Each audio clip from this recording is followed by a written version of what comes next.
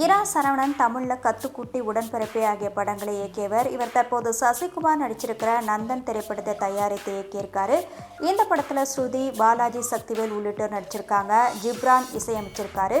வருகிற 20ஆம் தேதி திரையரங்குகளில் வெளியாக உள்ள இப்படத்தின் இசை மற்றும் ட்ரெய்லர் வெளியீட்டு விழா கடந்த செப்டம்பர் 13ஆம் தேதி சென்னையில் நடைபெற்றது. இந்த விழாவில் சசிகுமார், இயக்குனர் இரா சரவணன் உள்ளிட்ட படக்குழுவினருடன் நாம் தமிழர் கட்சியின் தலைமை ஒருங்கிணைப்பாளர் சீமான், இயக்குனர் வினோத் சிறப்பு விருந்தினர்களாக கலந்து கொண்டனர். நவீனம் காணாத கிராமம், கிராமத்து மனிதர்களுக்கே உரிய அழுக்கான ஆடைகள், கரை படிந்த பற்கள், முகமுழுக்க தாடியுடன் உரிமை மறுக்கப்பட்ட ஒடுக்கப்பட்ட மக்களின் பிரதிநிதியாக சசிகுமார். தன் ஊரை சேர்ந்த அரசியல்வாதியுடன் சசிகுமாருக்கு மோதல் ஏற்படுகிறது. அதன் தொடர்ச்சியாக நிகழும் பரபர சம்பவங்களே நந்தன் படத்தின் திரைக்கதையாக இருக்கும் என்பதை ட்ரெய்லர் உணர்த்துகிறது.